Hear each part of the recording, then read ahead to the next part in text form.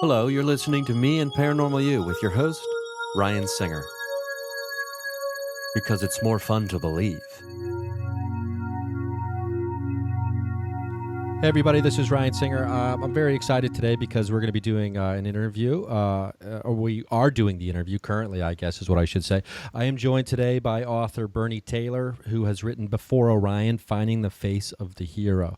Now, this ties into a lot of things that I've been very interested in recently when it comes to the heroes myth, the monomyth, Joseph Campbell. If you listen to the podcast, you know that I go on and on about that while I was reading that book.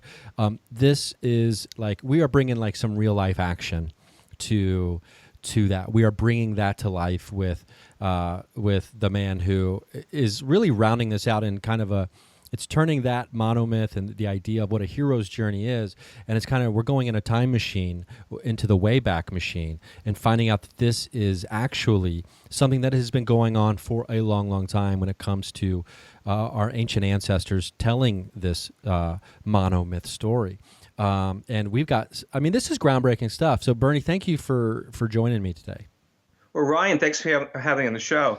I've watched a few of your I think it's Comedy Central programs on YouTube. Very funny. And the common thing or theme of your comedy is that you tell a story. And I believe that we're wired for stories. I believe that's in us. It's something so unique to humans that other animal beings apparently don't have. And when we go back to these caves, we go back to these original images from tens of thousands of years ago, we're looking at a story, a storyboard. Yeah, and that is what is fascinating here, because we can, I mean, we're going to be going all over the place with this, but when it comes to specifically the Castillo Cave and the Gallery of Discs, as they call it, which is this famous place that's got this, and as you've outlined, I recommend people go check out the presentation you did at Oregon State. I believe that was last year in 2017, right? Yeah, it was just a few months ago. It was a anthropology class. Yeah, and that is like, it's about a 30 to 35-minute video. Really kind of gives you all the nuts and bolts of, some of the things we'll be talking about here today. But what's fascinating is, I mean, the Picasso tie-in too. We got to talk about that later. But like, that to me was so fascinating. Like as a person who, strives to create art, that is just, the influence idea. I love that. I love the influence from the past that was tied in with Picasso. But anyway, so what we've got here is we've got evidence that you are bringing to the forefront of one of the most famous caves when it comes to our ancient ancestors performing art or doing art, making art visually, leaving a mark on the world behind them.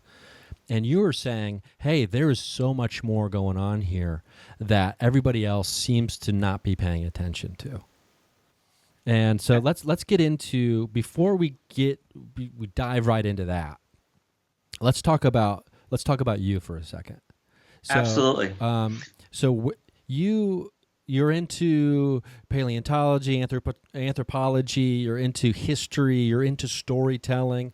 How does this all culminate? Is like, what's a young Bernie running around? I don't know where you grew up. Where did you grow up? I grew up in the East Coast in Long Island. I grew up collecting bugs, doing a lot of fishing. I had a little entomology, collection. This project didn't start with all those things. That's where it ended. Someone once told me a joke that a man walks into a bar. Ouch. Yeah. He walked to the bar. I walked into the bar. I was working on something. I was working on animals, because I was always interested for a long time in the timing of animals. How does a salmon know when to spawn? How the geese know to migrate in synchrony, and all that sort of stuff. How do plants and animals time themselves?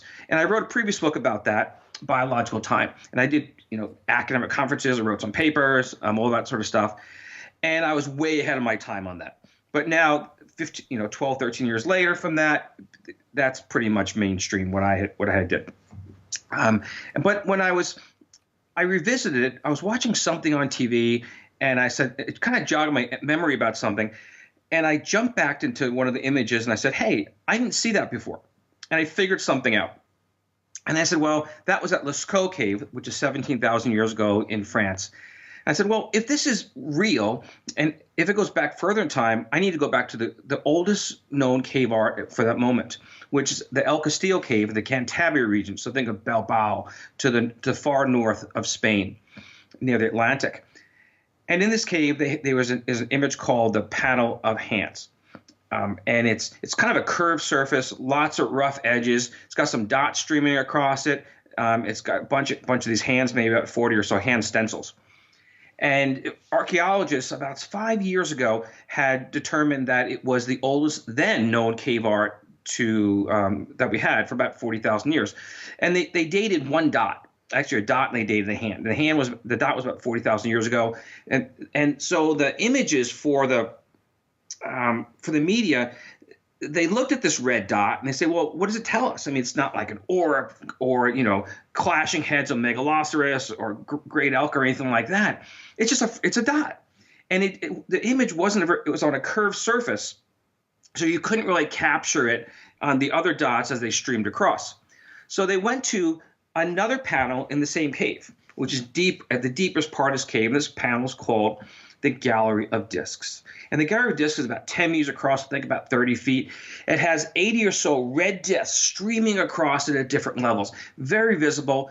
The Spanish photographer Pedro Suara took this, somehow he captured 10 meters in one wide angle lens, and it's absolutely phenomenal. So I'm looking at, I couldn't figure out anything based on the panel of hands in terms of timing, but I look at this Gallery of Discs and I start counting the red discs like everybody else.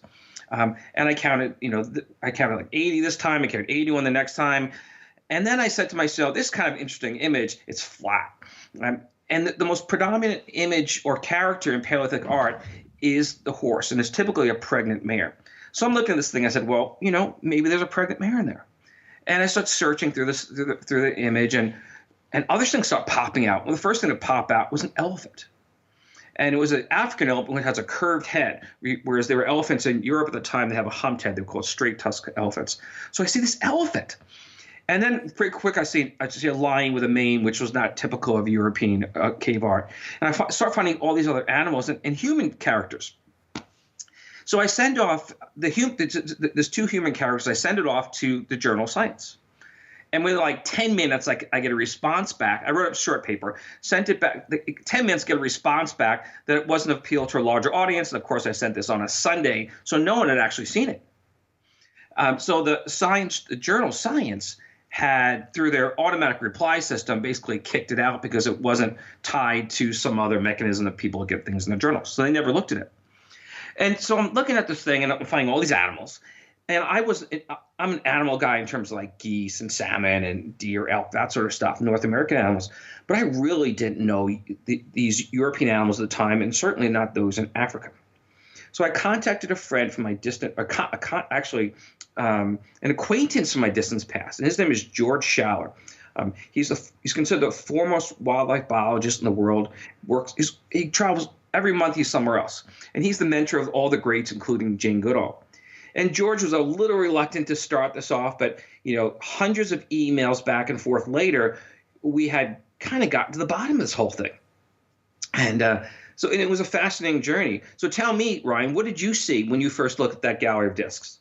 Well, it's interesting because now I have seen, I think it was Werner Herzog did a documentary about the French cave. I can't remember the name you just said, but Chauvet. Yeah, Chauvet. But when it came to the Gallery of Discs, I think it'd been forever since I'd seen like an image of it, maybe when it first happened, until I was reading your book. And since I'm reading the Kindle version, I have the digital access. So I'm seeing all these photos. And at first, I'm just seeing the discs. I'm just seeing the dots, or, these reddish circles. And, like you said, like over 80 of them.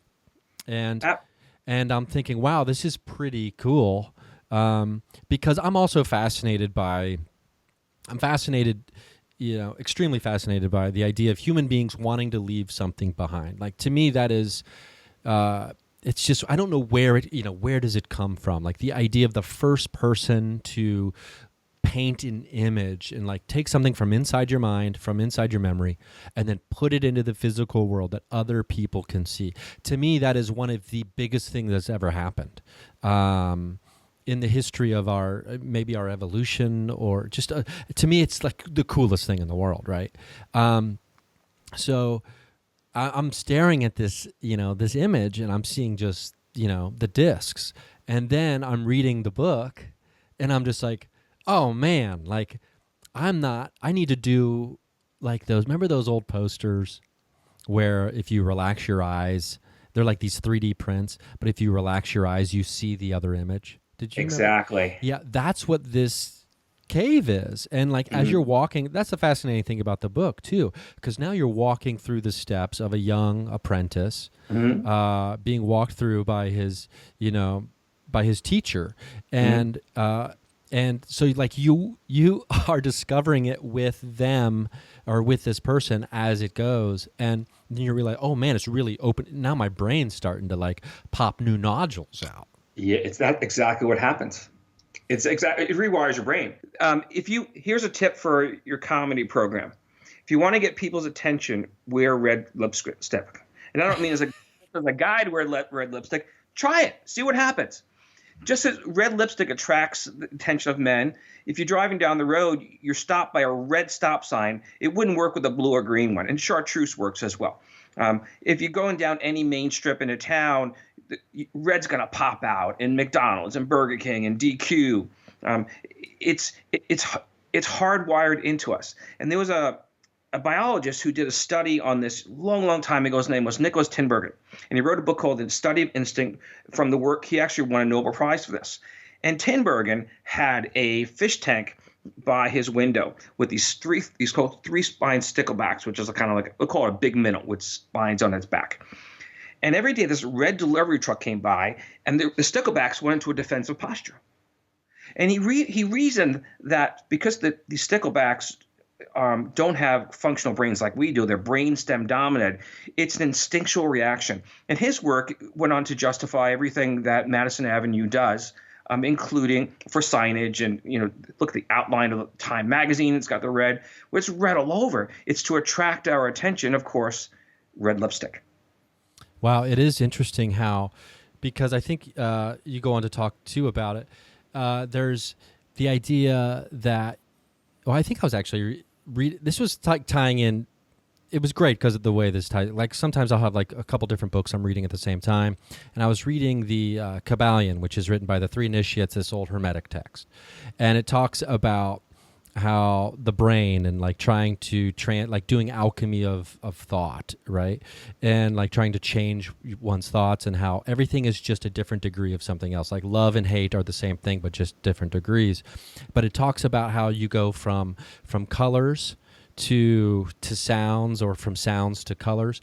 And when it comes to red, there is something going on there. Like, because I think of Wendy's and, like all the fast food joints pretty much have red in them to try to get your attention. And it is interesting how we're just kind of instinctually set up for that. And it's like, where does this blueprint come from? I mean, I don't know the answer to that. I mean, if I did, I'd probably be super rich. But the three-spined stickleback, that's where it comes from. Maybe we're somehow descendants of the little fish. Yeah, and it is. Yeah, it is. I mean, we all crawled from the water at one point, right? And it is fascinating to me too. Like these fish are seeing out the tank into the world, into a delivery truck. It's like I would never even think that fish I had in a tank we're seeing out there. So it's really fascinating. So like the implications of all of this stuff is essentially that there's this monomyth, right? That that our ancestors have, and I do. There's so much going on here. It's tough for me to wrap my brain around it, but like that I'm excited about. But when it comes to the idea that we have shared memories, that we have memories that are passed on to us genetically, possibly, to me that speaks to the ability to like, affect that going forward, and like what can we do to affect and make these good memories and make these good stories. But I mean, obviously that would take a long time. But when it comes to our ancient ancestors, this monomyth, this story is being told in this cave. This is the argument you're laying out. Absolutely. So like, let's walk through that a little bit. When it comes to, so you see the photo, you get your buddy, you get George Schaller involved.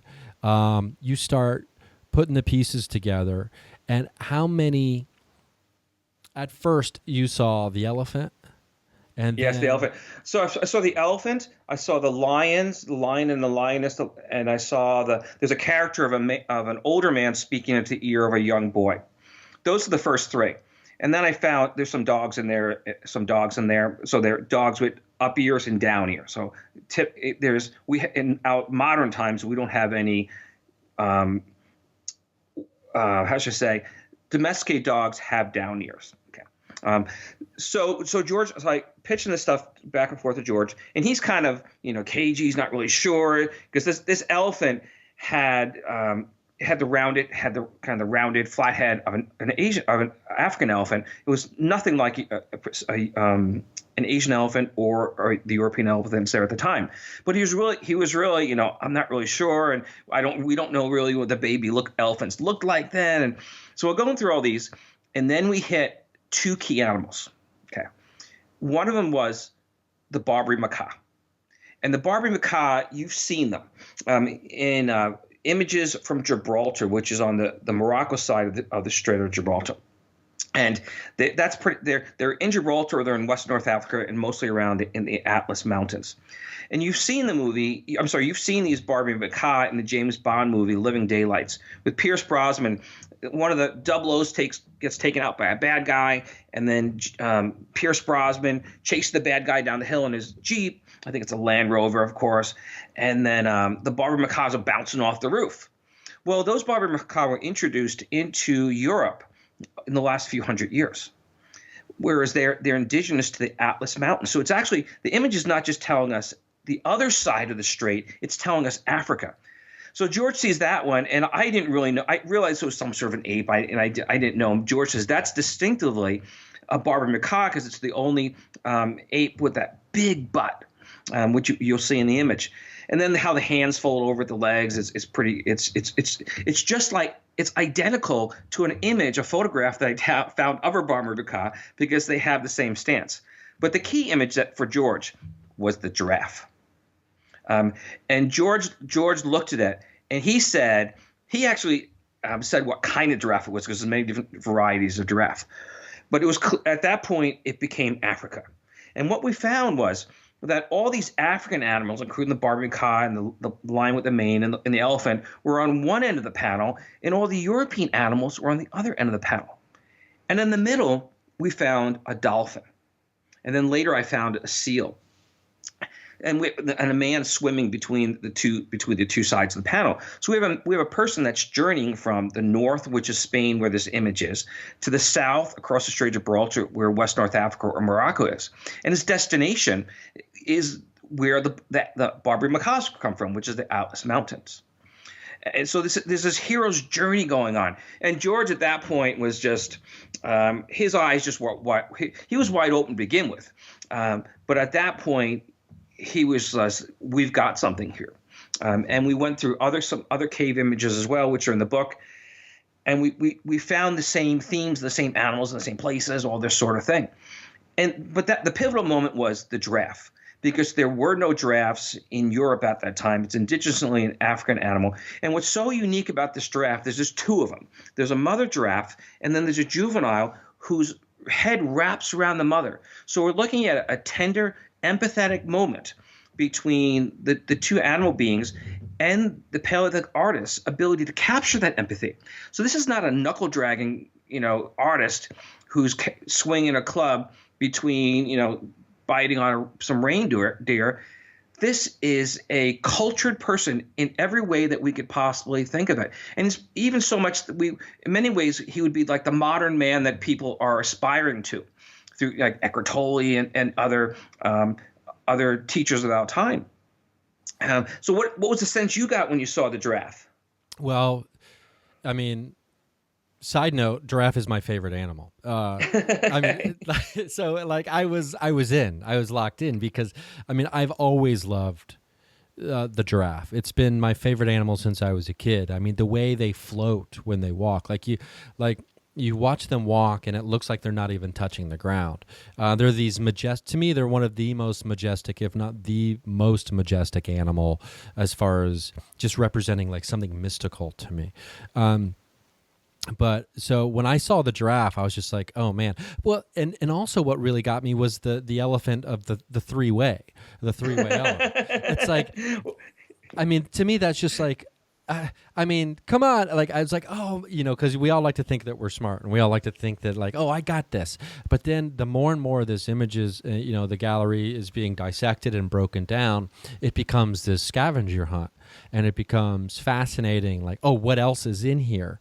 And so when I saw the giraffe, it was just kind of like, wow, man, this is like really, because the way they use the discs to give the spotting, the natural spotting that a giraffe has, it's a beautiful image.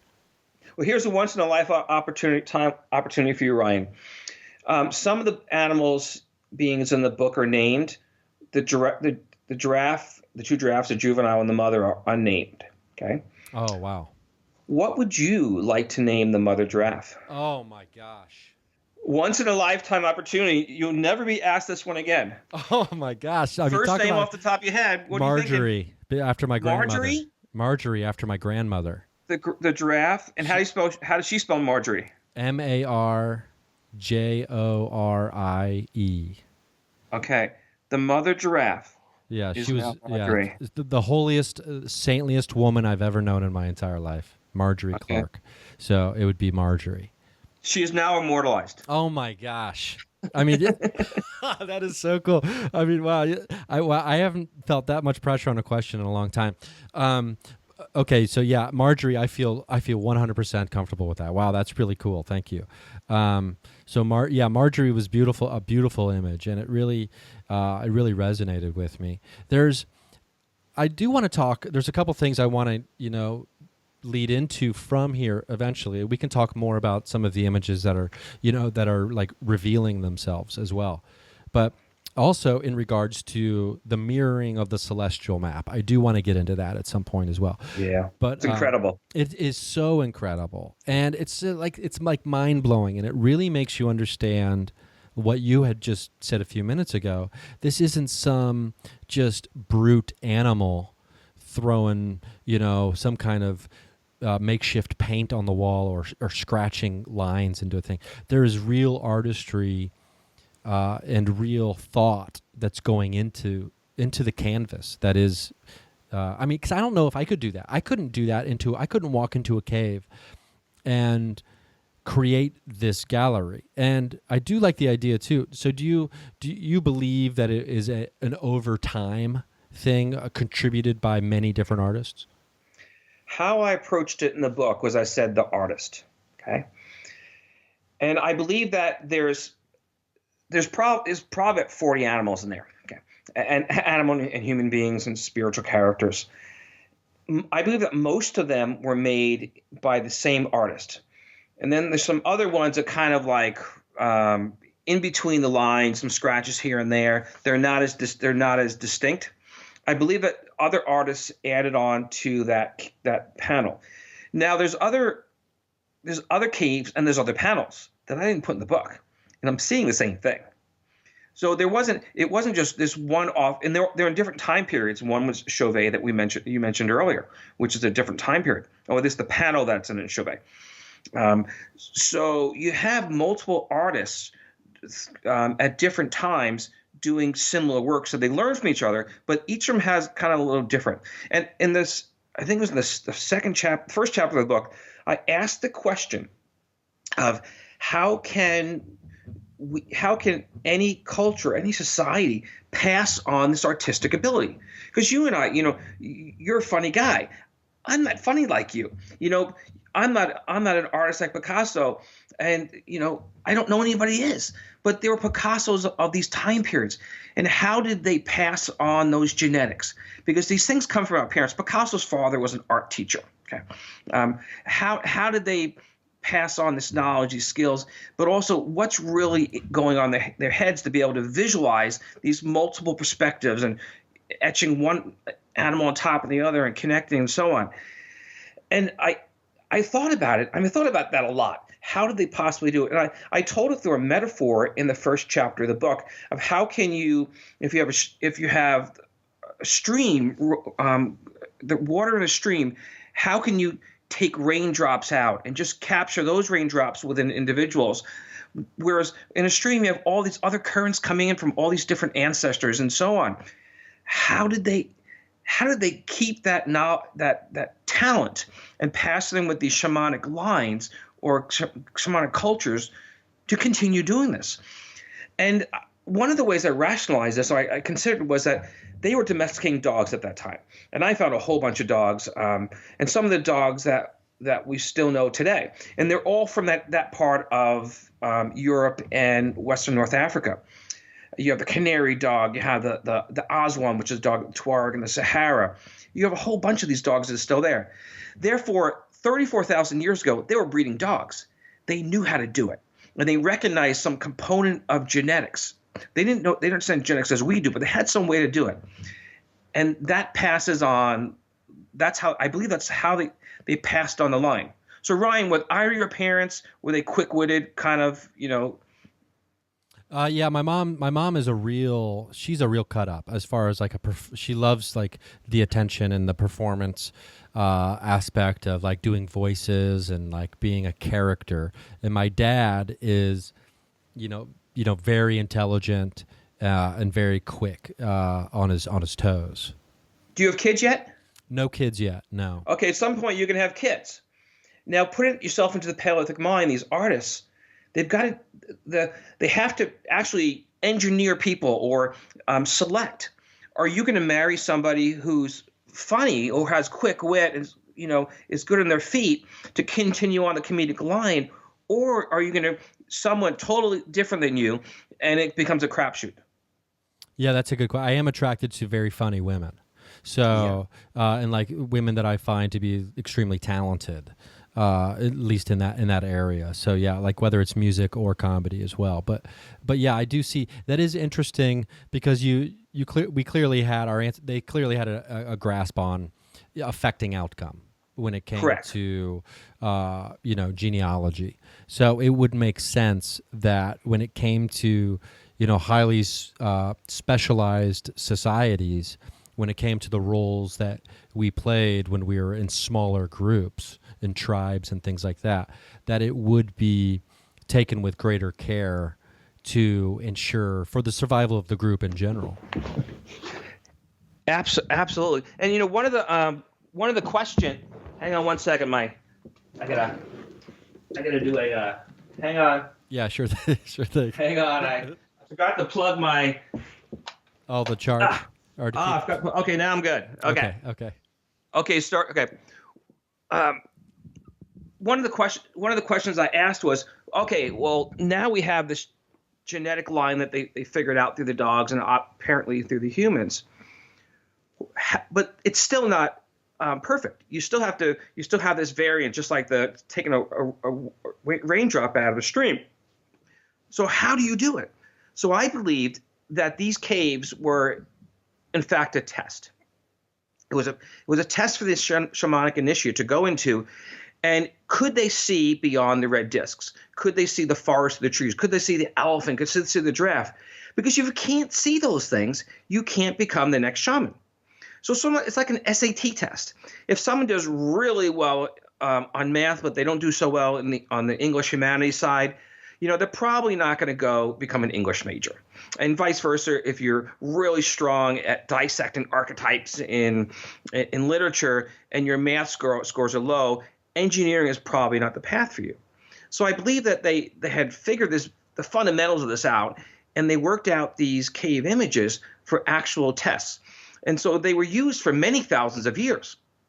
There were new ones created for different reasons, but they fundamentally use the same designs. So it's a test. So Ryan, do you think you passed the test to become a shamanic initiate? I wish I would have.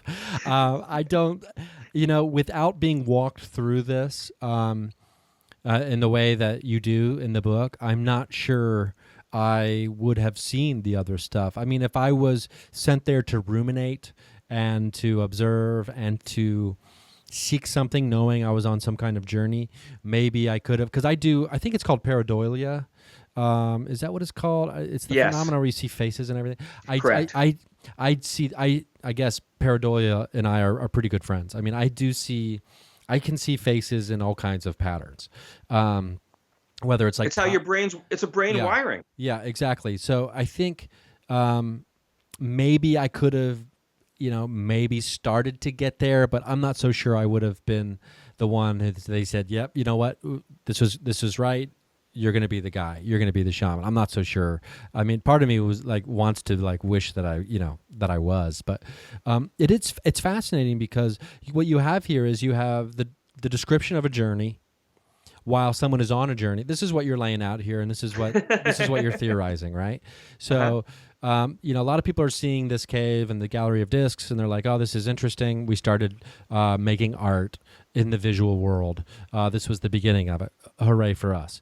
But you're taking it many steps further, saying, "No, not only is this advanced artwork, this is detailing a journey, the monomyth." And also, it's a test. It's someone who is on their own personal journey being tested by this visual image of a great journey to see if they're on the right journey, if that makes sense.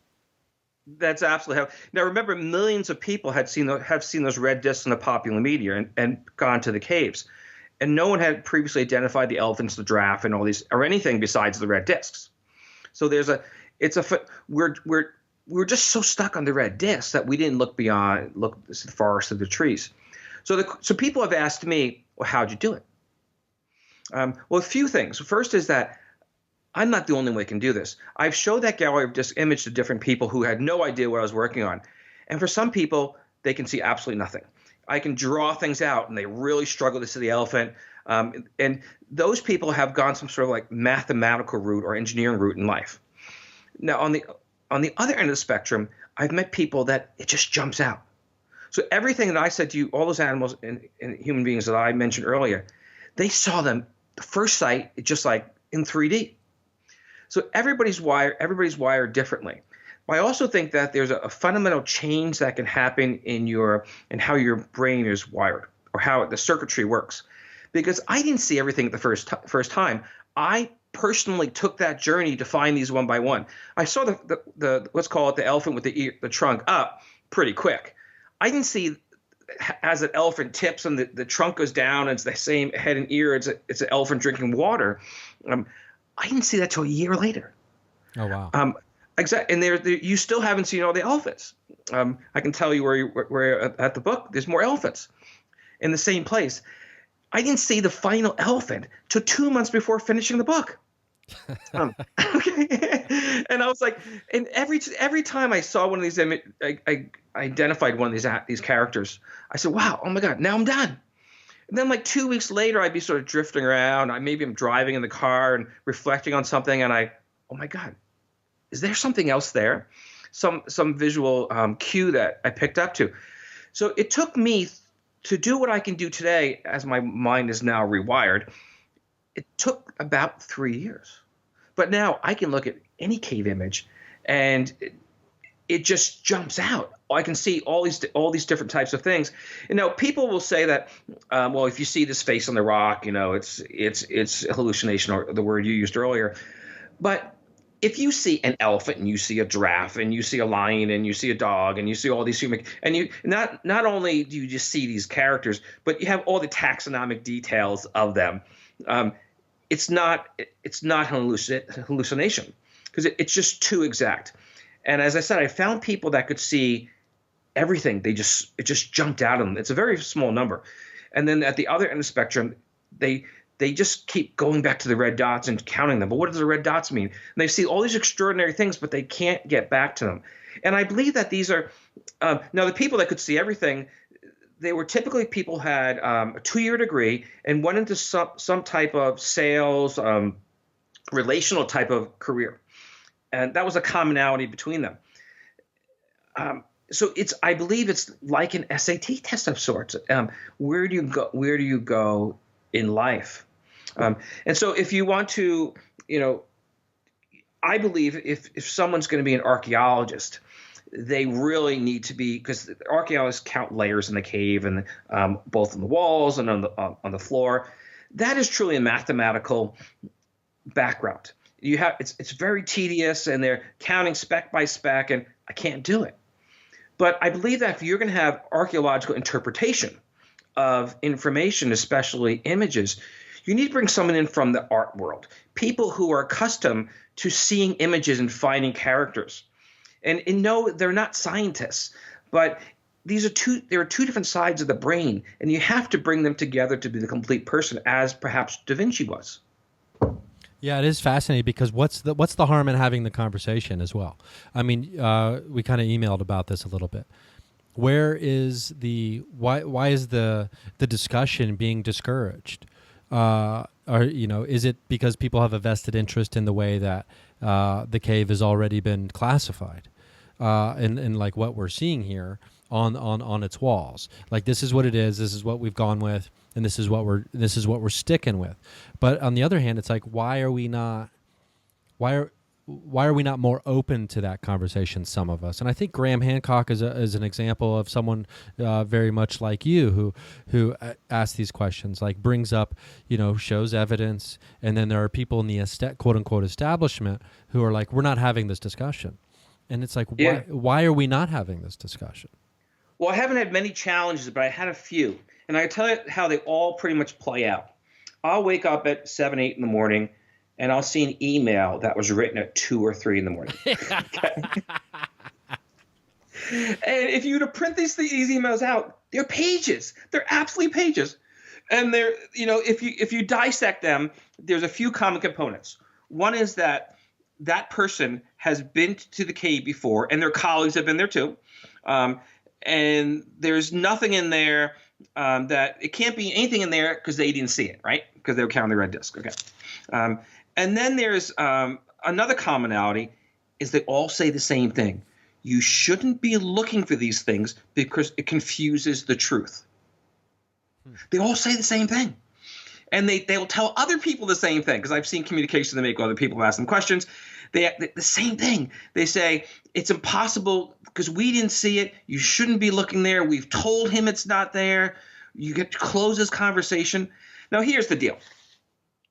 I believe that these people, first, they saw them when I introduced them, or they saw the books. They've seen them on Twitter, on YouTube, and other social media. I believe they've seen these. I believe they saw the characters.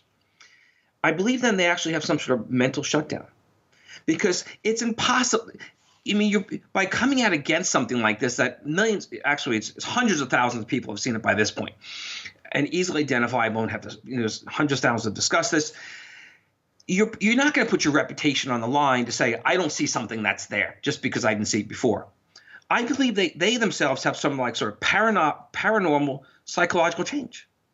Just like there's people out there today who will say Donald Trump isn't our president. Okay, I'm not a Trump fan by any stretch of the imagination, but I recognize that Donald Trump was democratically elected, however that worked out. And I believe that the few people that are just they're stuck in this form of this mentality, is that they're denying a truth that they see, but they're closing their mind off to it. Just as some people, they're walking around with ghosts surrounding them, or they see ET every morning. It's a psychological phenomenon that they make it up. They perhaps make it up in their mind. I believe that the opposite can be true, that people can actually close it down in their mind, that it doesn't exist. Hear no evil, see no evil, speak no evil type of thing. Which is, of course, a metaphor that goes back God knows how far. So I see it as more of a phenomenon of psychological shutting down, because they see it. And they can now see that tons of other people out there can see it. And they gain so much more by taking this to the next level, pursuing it further, especially in other caves where there's more of these images, than to defend something from the past, some idea that was made, who knows how far back. Yeah, I mean, the Earth used to be flat, according to everybody as well, and then now everybody's understands that it's round, and now there's more people saying, now there's still people saying that it's flat again, but that's a whole nother discussion.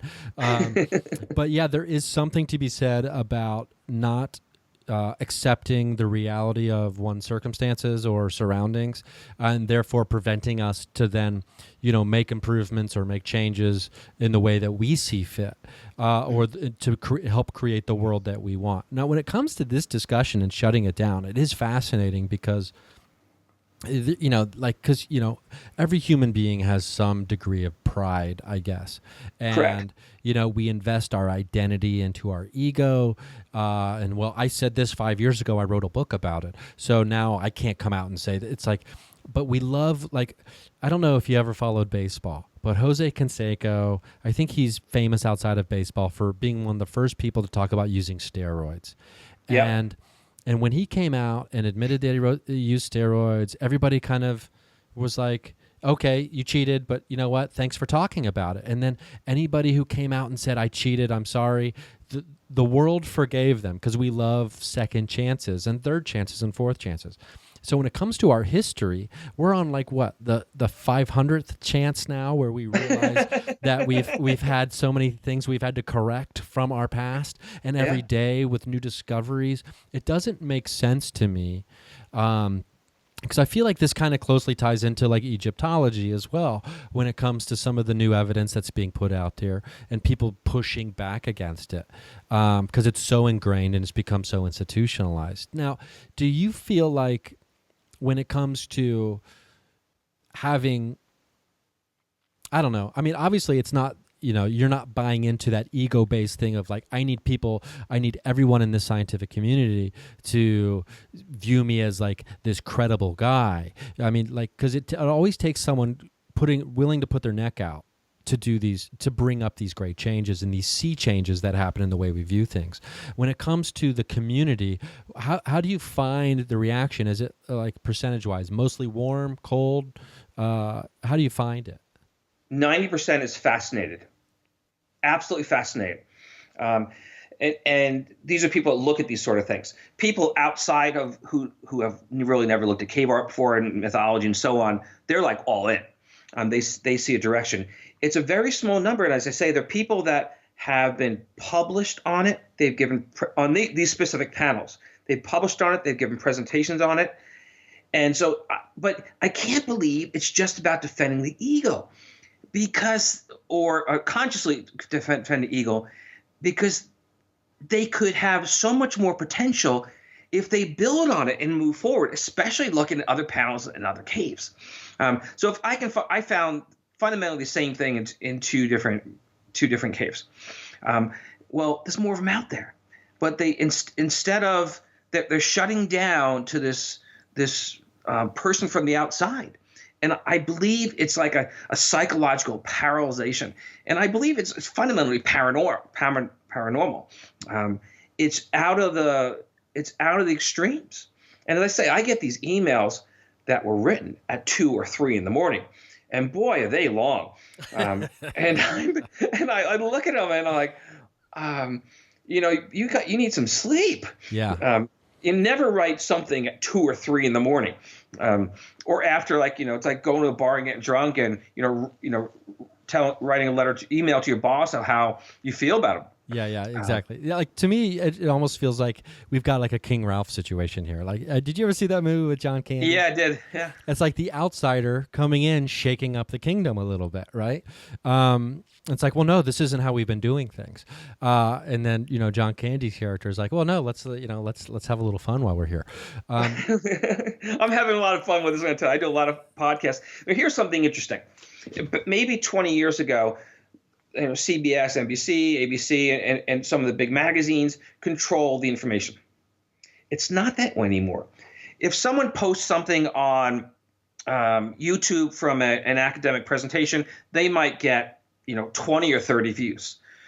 I'll do a YouTube, and at the low end, it's 10,000 views in 2 weeks. In the high end, 50,000 in 2 weeks. The world, we live in a much more democratic world with exchange of information. And what people do, academics and scientists, they're jumping into that world. And when they jump into that world, they're also taking a risk that they're getting everything's getting souped up together. That there's is merging of different things.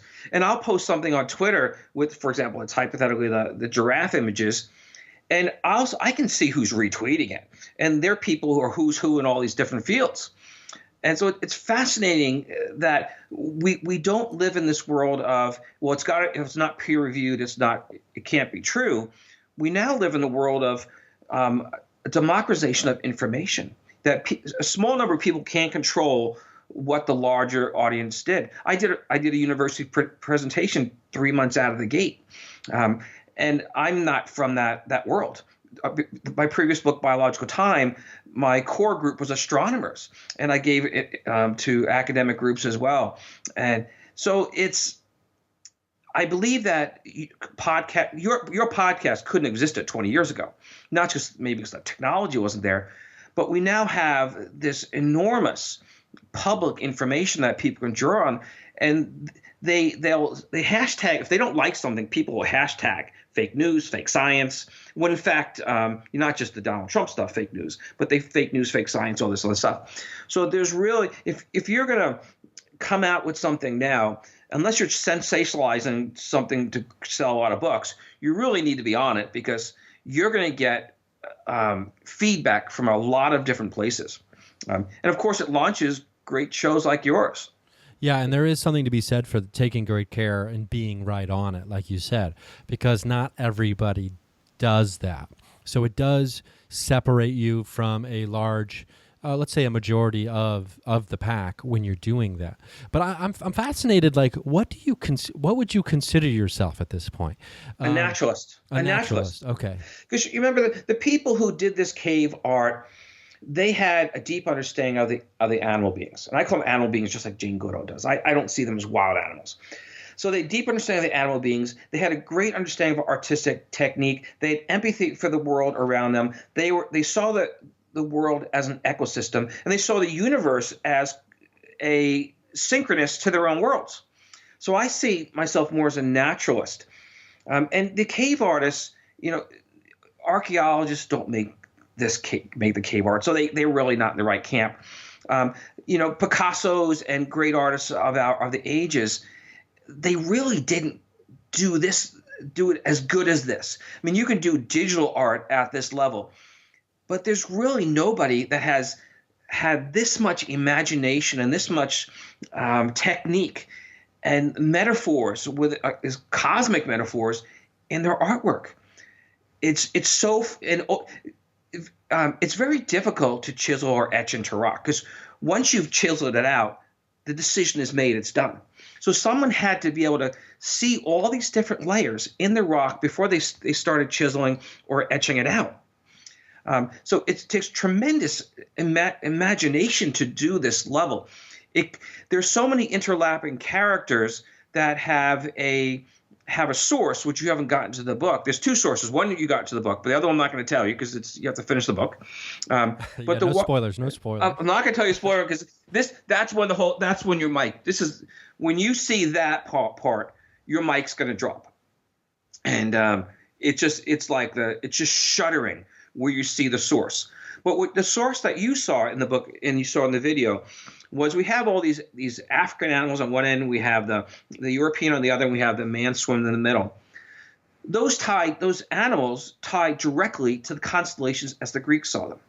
So we have going down the line, we have the man as Hercules, we have Aegea as the eagle, we have Pegasus, the winged horse, we have Pisces, the dolphin as Pisces, we have Cetus the seal, we have Orion at the other end. This is also north to south too, so we have a north to south sky. Then just above Orion, we have Gemini, which is a lioness, and the Barbary macaque. And then above we have Leo the lion, and finally off to a little bit is Ursa Major, which is then he's looking back north again. So he takes that circle. So the artist was navigating, or the shamanic initiate was navigating over land and water with the animals that he saw in his environment, as well as he pictured the stars and the night sky above him. And as I'm not the first one to see this one. The Greeks have it in their astronomical tradition. Astronomy, Western astronomy shows up about 2,500, 3,000 years ago as we currently see it. There's a merging of different characters, but about 2,000 years ago, it's pretty for the northern hemisphere, most of the constellations are pretty much set. And those for the Greeks, they're exactly the same as the Paleolithic astronomy. Therefore, the ancient Greeks or somebody before that for them had been to this cave and they reproduced it to make their own astronomy. A few differences are actually some of the similarities are in ancient Greek astronomy. There was overlapping of constellations. So the foot of Aegea was also the horn of Taurus the bull, and so the stories and the constellations overlapped. In modern astronomy, the International Astronomical Association has actually separated parts of the sky for each constellation so they don't overlap. So we can say all these stars are in Taurus the bull, or all these are in Orion, and we designate all those stars after the main ones. So what the uniqueness of this Paleolithic image of the gallery disc is that it overlaps, the astronomical images of the characters overlap with each other, just as the ancient Greeks did it. But then we changed that in our modern astronomy to separate them and to create different regions of the sky. So at one point, they saw these stories as kind of like one merging into the other. And a man can shapeshift into an eagle, and then the horse can pick up the wings of the eagle, and he can effectively fly. So that the characters, the therianthrope, these human animal being characters, they become one because that's how he pictured them in the night sky. That all the shamanic initiates, they harnessed all these animal beings to give them the powers that they had to run, jump, fly, all these sorts of things. That's amazing. So basically, you're tying in, the kind of like the beginnings of astrology from Greek astrology into like this cave as well. This is something I got to make sure I remember to ask this question before I forget. You have this like literal journey unfolding, like the physical journey of the initiate, or of, like you said, from north to south, right? Mm-hmm. In the cave.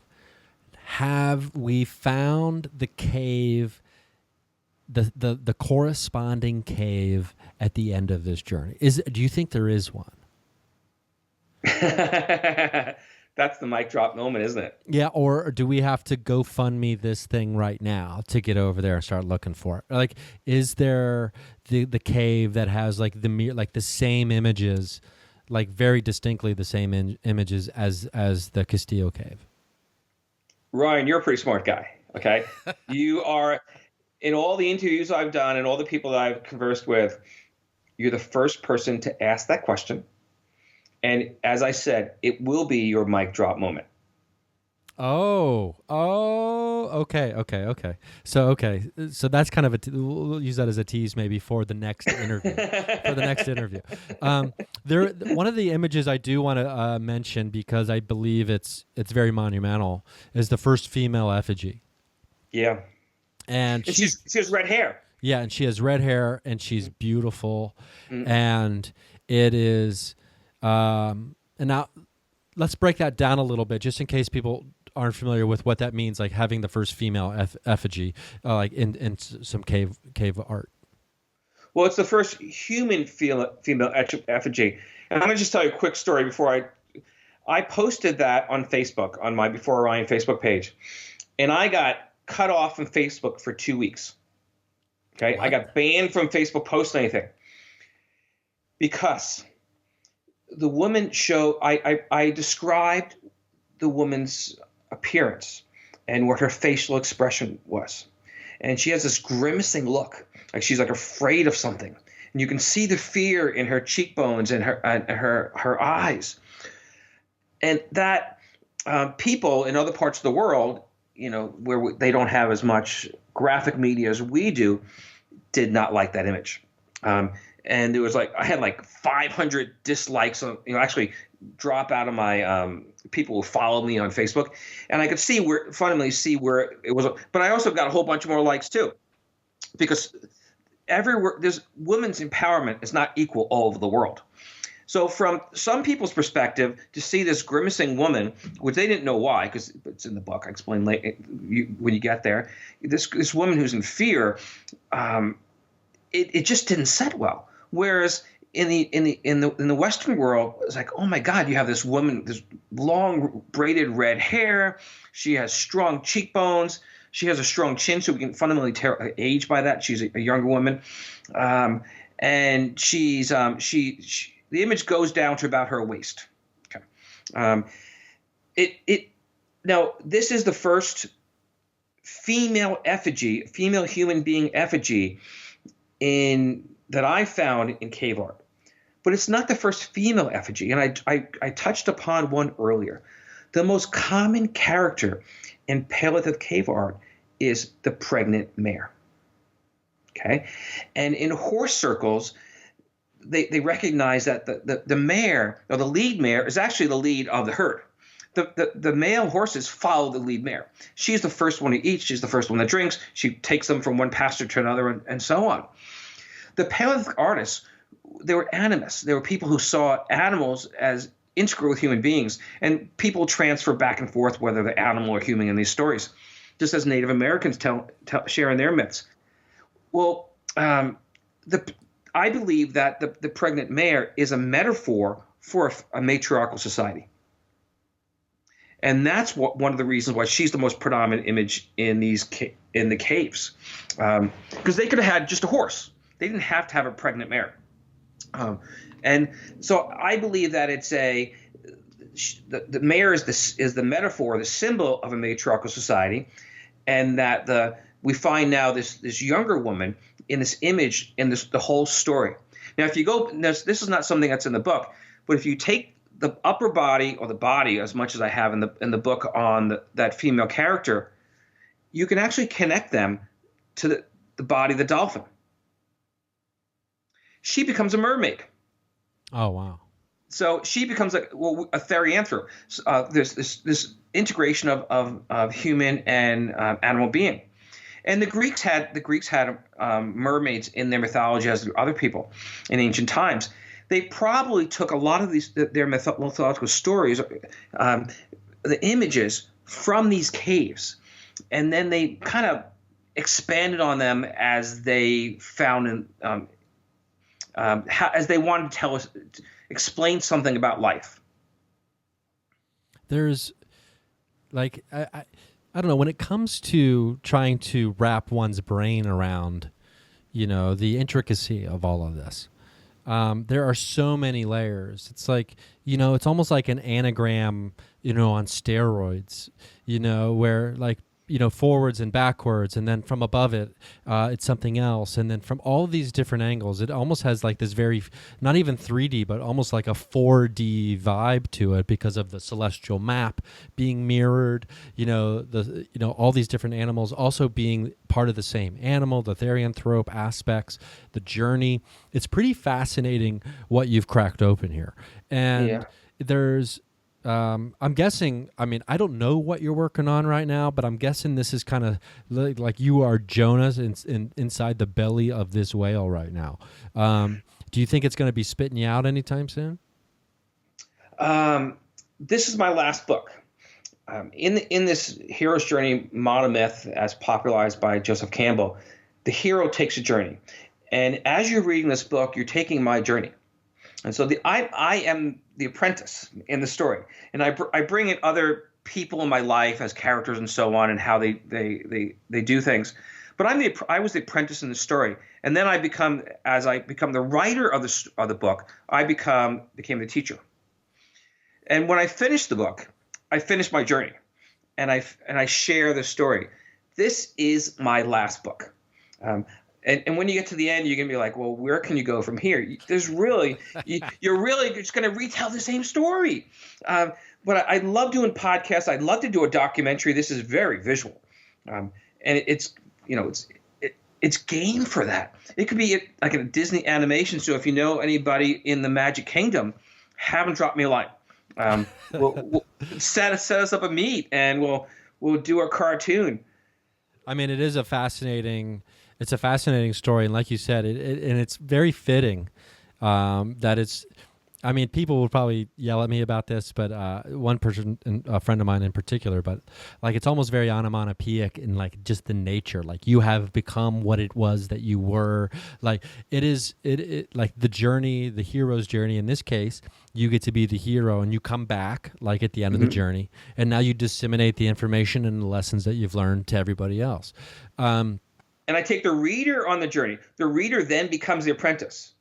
And then the reader is in that first chapter is faced with this gallery of discs. And so now your listeners, they know the story, right?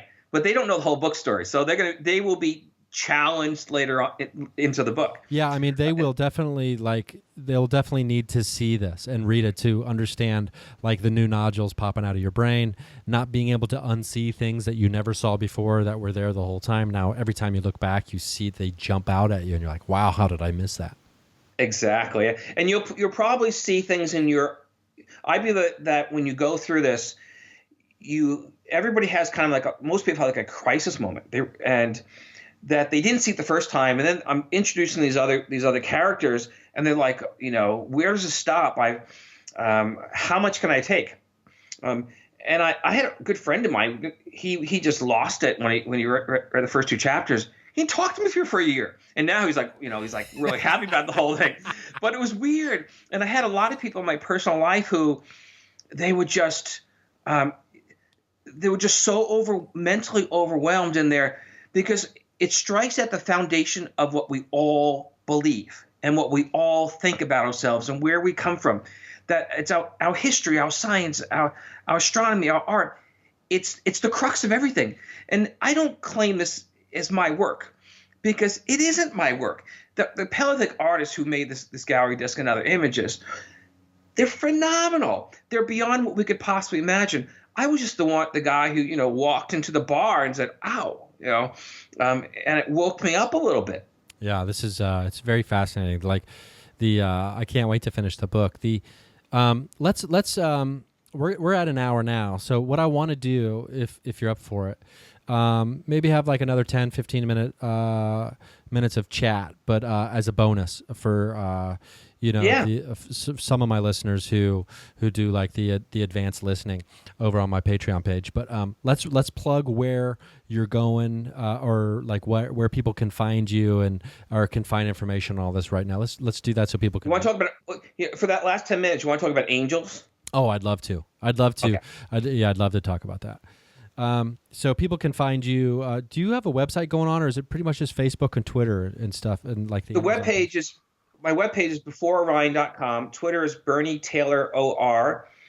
Instagram is Before Orion, and BeforeOrion.com DOT spelled out is my YouTube page. You can find the Oregon State video there, which is a great video.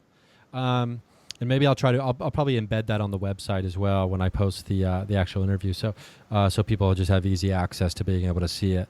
As long as I think you probably have embedding enabled on that video, if I'm not mistaken. Absolutely. Yeah. Okay. Cool. Well, Bernie, this was great. Thank you. We got to do another one, and next time I'm in Portland doing shows.